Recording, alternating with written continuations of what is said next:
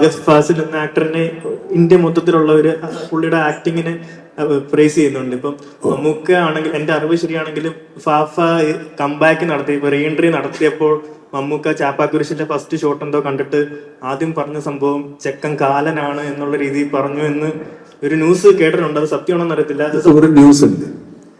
Okay, അപ്പം ഫഹദ് ഫാസിലായിട്ട് ഈ സിനിമയിൽ രണ്ട് ലെജൻസ് വർക്ക് ചെയ്യുമ്പോൾ നമ്മള് ഇത് രണ്ടാമത്തെ സിനിമ മൂന്നാമത്തെ സിനിമ കിട്ടിയ. ഓക്കെ, അപ്പൊ ഈ ഒരു സിനിമയിലേക്ക് വരുമ്പോ എങ്ങനെ ഉണ്ടായിരുന്നു? ലൈക്ക് ഈ ചാക്കോച്ചനുണ്ട്, വളരെ മര്യാദ, കുഴപ്പമൊന്നുമില്ല. നമ്മളെ കണ്ടും വളർന്നതല്ലേ, കുഴപ്പമൊന്നുമില്ല. നമുക്ക് പിടിച്ച് നിർത്താവുന്നവരേ ഉള്ളൂ. നമ്മളെ കൈവിട്ട് പോവില്ല വരും.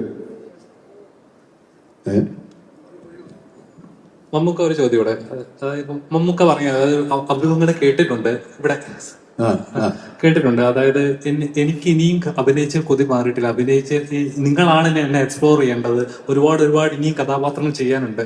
സിനിമ ആഗ്രഹിക്കുന്ന ഏതൊരു വ്യക്തിയും ആഗ്രഹിക്കുന്നതാണ് നിങ്ങൾ രണ്ടുപേരെയും വെച്ചൊരു സിനിമ ചെയ്യണം. ഒരു എന്താ പറയുക, ഒരുപാട് സിനിമ എന്ന് പറഞ്ഞാൽ മമ്മൂക്ക അല്ല മോഹൻലാൽ എന്നൊരു മിത്തുണ്ട്. അപ്പം ഇനിയും എക്സ്പ്ലോർ ചെയ്യാനായിട്ട് കഥാപാത്രം ഉണ്ടോ എന്ന് സംശയമാണ്.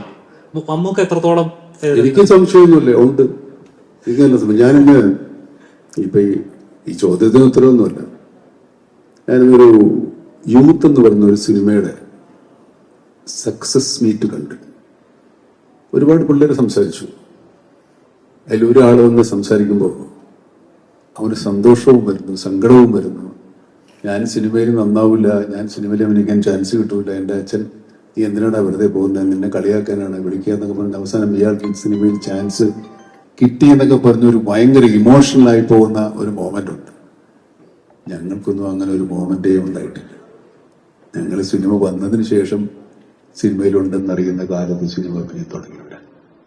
ആ എക്സൈറ്റ്മെന്റ്, ആ ആർത്തി, ആ ആഗ്രഹം, ആ ചെറുക്കനോട് എത്രത്തോളം ആഗ്രഹമുണ്ടോ അതിപ്പോഴും എനിക്കുണ്ട്.